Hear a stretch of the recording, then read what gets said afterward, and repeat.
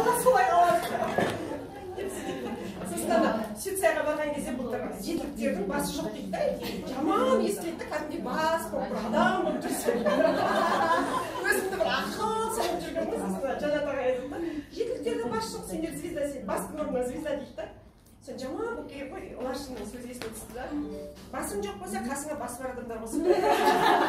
Қолың жоқ болса, ішімнен қарасам, айналаның бәрі бас екен да. Елдің бәрі мені оқымаған психолог дейді да, қасымда өңкей оқыған психолог. Нағызда оқыған бір бәле. Одан ана Айнұр айтады, бұйырт ал, мен де оларшың сияқты ғой.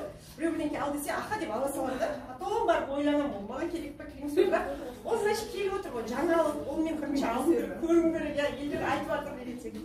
Соң бұйыртын әкеп қойдым да, жаңағы бүйтіп қосайын десем, қойым оқпайын. Сосын, бүйтіп басыма қойын десем, оқу керек, сағаттап жату керек.